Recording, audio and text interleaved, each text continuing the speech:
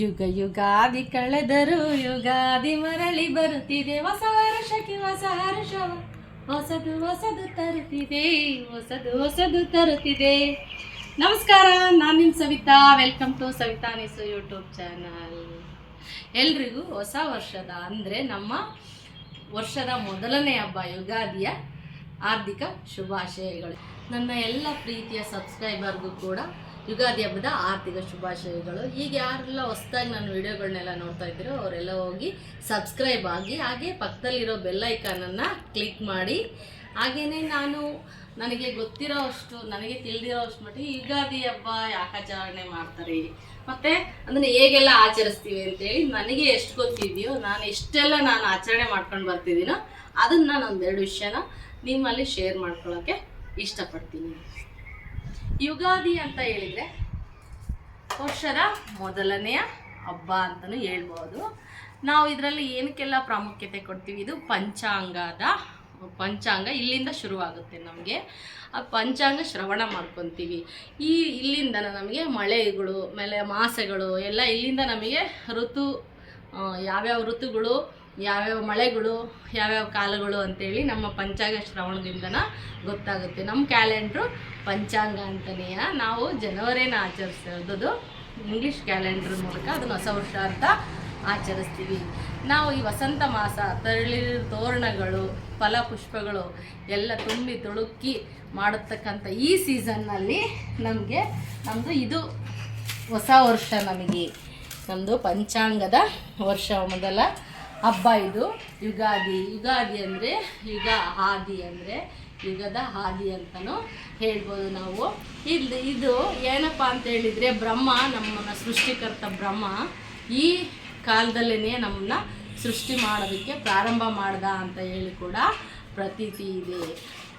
ಯಾಕೆ ಏನು ಪ್ರತೀತಿ, ಯಾಕಂಗೆ ಅಂತ ಹೇಳಿದರೆ, ಒಬ್ಬ ರಾಕ್ಷಸ ಇದ್ದಂತೆ. ಹಿಂದೆ ನಮ್ಮ ತಾತರೆಲ್ಲ ನಮಗೆ ಹೇಳೋರು, ಒಬ್ಬ ರಾಕ್ಷಸ ಇದ್ದ. ಅವನೆಲ್ಲ ವೇದಗಳನ್ನೆಲ್ಲ ಕದ್ದೊಯ್ದು ಸಮುದ್ರದ ತಳದಲ್ಲಿ ಇಟ್ಟಿದ್ದ.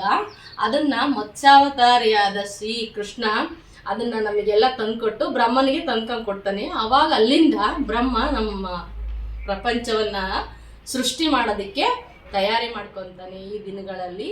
ಹಂಗಾಗಿ ಇಲ್ಲಿಂದನೇ ಮರ, ಗಿಡ, ಫಲ, ಪುಷ್ಪಗಳು ಎಲ್ಲನೂ ಕೂಡ ತುಂಬಿ ತುಳುಕ್ತಾ ಇರ್ತವೆ.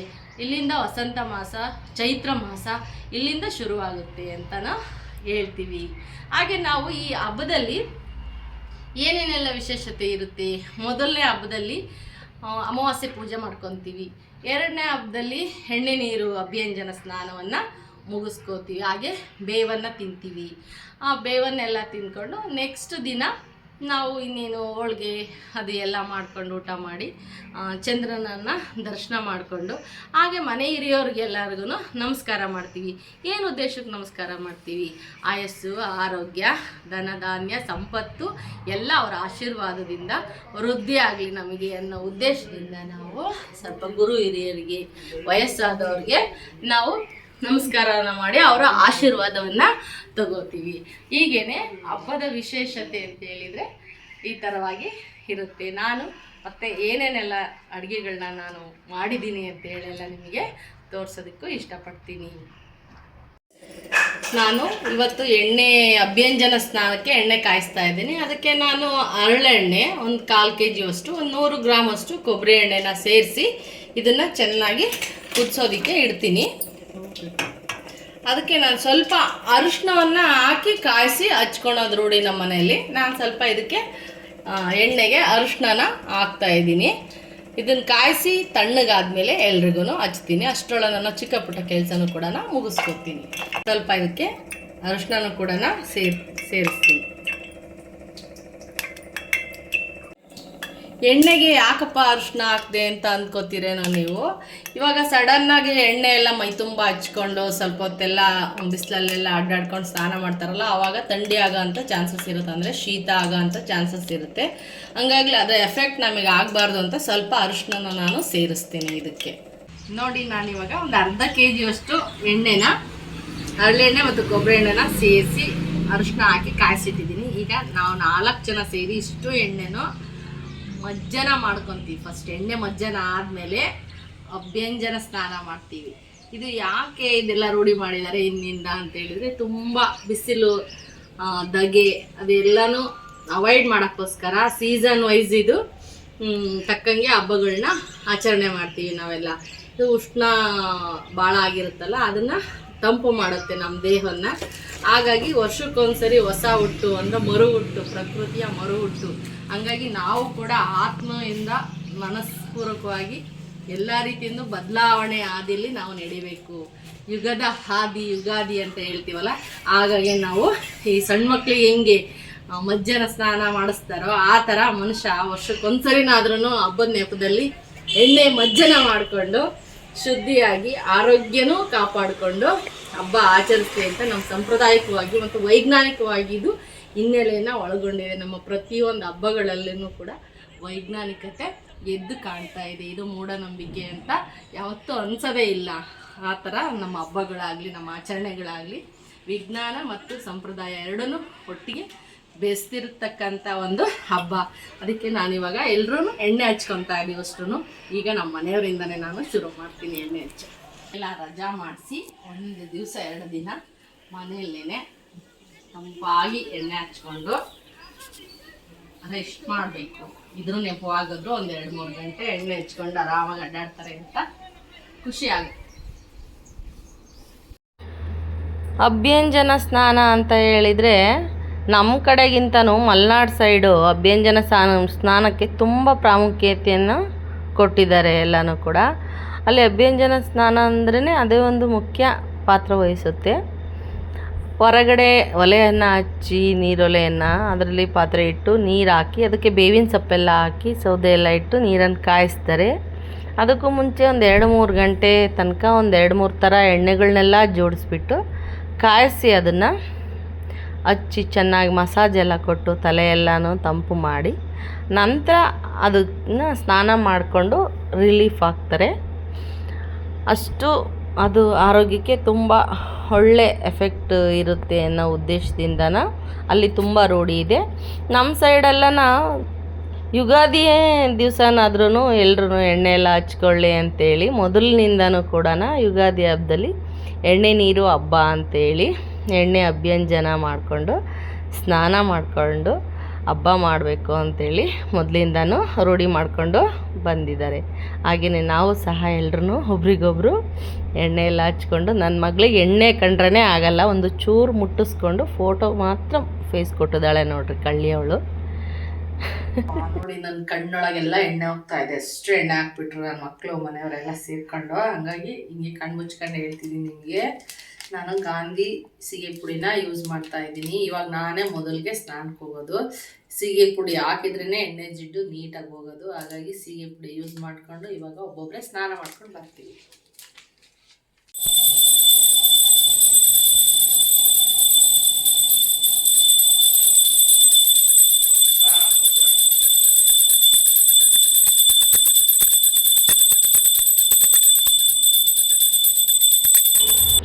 ಹಾಗೆ ಪೂಜೆ ಎಲ್ಲ ಮುಗಿಸ್ಕೊಂಡು ನಾವು ಇವತ್ತಿನ ಹಬ್ಬದ ಸ್ಪೆಷಲ್ ಏನೇನೆಲ್ಲ ಡಿಶಸನ್ನು ಮಾಡಿದ್ದೆ ಅಂತೇಳಿ ಹೇಳ್ತೀನಿ ಬನ್ನಿ. ನಾನು ಉಪ್ಪಿನಕಾಯಿ ಕೂಡ ಫ್ರೆಶ್ ಆಗಿ ರೆಡಿ ಮಾಡಿದ್ದೆ.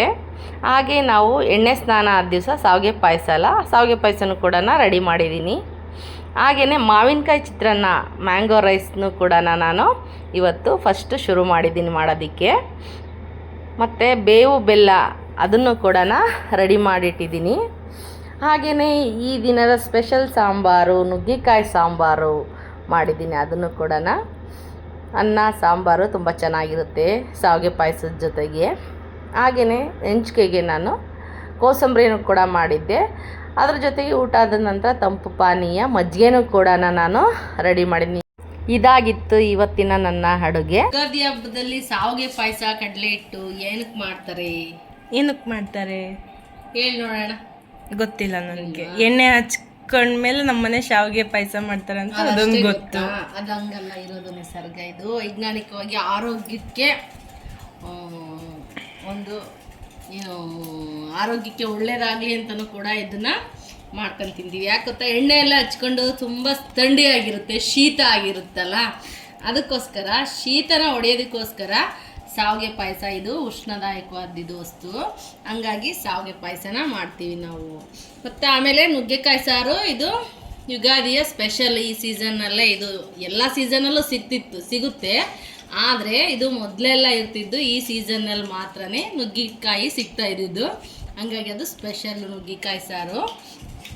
ಹಾಗೆ ಮಾವಿನಕಾಯಿ ಚಿತ್ರಾನ್ನನೂ ಕೂಡ ದೇಹಕ್ಕೆ ತಂಪನ್ನು ಕೊಡುತ್ತೆ ಅಂತೇಳಿ ಮಾವಿನಕಾಯಿನ ಯೂಸ್ ಮಾಡಿ ಮಾವಿನಕಾಯಿ ಚಿತ್ರಾನ್ನ ಮಾಡ್ತಾರೆ. ಮಾವಿನಕಾಯಿ ಉಪ್ಪಿನಕಾಯಿ ಅದು ಆ ರೆಸಿಪಿಗಳೆಲ್ಲ ಬೇಕೇ ಬೇಕು ಬಾಯಿಗೆ ರುಚಿಯಾಗಿ ಅಂತೇಳಿ ಅದನ್ನು ಕೂಡ ಮಾಡ್ಕೊತೀವಿ. ಹಾಗೆ ಬೇವು ಬೆಲ್ಲನೂ ಕೂಡ ಅಷ್ಟೇ, ಸಿಹಿ ಕಹಿ ಸಮನಾಗಿರಲಿ ಬಾಳಲ್ಲಿ ಅಂಥೇಳಿ ಎಲ್ಲನೂ ಒಂದೇ ಥರನ ನಾವು ರಿಸೀವ್ ಮಾಡ್ಕೋಬೇಕು. ಕಷ್ಟ ಬಂದಾಗ ಕುಗ್ಗಬಾರ್ದು, ಸುಖ ಬಂದಾಗ ಹಿಗ್ಗಬಾರ್ದು ಅನ್ನೋ ದೃಷ್ಟಿಯಿಂದ ನಾವು ಬೇವನ್ನು ತಿಂತೀವಿ. ಹಂಗಾಗಿ ಶಾವಿಗೆ ಪಾಯಸ ಈ ಹಬ್ಬದ ಸ್ಪೆಷಲ್. ಎಣ್ಣೆ ನೀರು ಮಾಡಿದ ದಿವಸ ಶಾವಿಗೆ ಪಾಯಸ, ಅನ್ನ ಸಾಂಬಾರು. ಊಟ ಎಲ್ಲ ಮುಗಿಸ್ಕೊಂಡು ನಾವು ಮಕ್ಕಳು ಮನೆಯವರು ಎಲ್ಲರೂ ಕೂಡ ಈ ಯುಗಾದಿ ಹಬ್ಬ ಆಗಿರೋದ್ರಿಂದ ಒಂದು ಆಟ ಏನಾದರೂ ಆಡೋಣ, ಮನೋರಂಜನೆ ಕೂಡ ಸಿಗುತ್ತೆ. ಮಕ್ಕಳೆಲ್ಲ ಒಟ್ಟಿಗೆ ಇದ್ದಾರೆ. ಈಗ 2 ವರ್ಷವೂ ಅವ್ರು ನಮ್ಮ ಜೊತೆಗೆ ಹಬ್ಬ ಮಾಡೋದಕ್ಕೆ ಒಟ್ಟಿಗೆ ಸಿಕ್ಕೇ ಇರಲಿಲ್ಲ. ಹಂಗಾಗಿ ಅವರು ಕೂಡ ನಮ್ಮ ಜೊತೆ ಇದ್ದದ್ರಿಂದ ಒಂದು ಚೌಕ ಆಟ ಆಡೋಣಪ್ಪ ಅಂತ ಹೇಳ್ಬಿಟ್ಟು ತುಂಬ ಫೋರ್ಸ್ ಮಾಡಿದರು.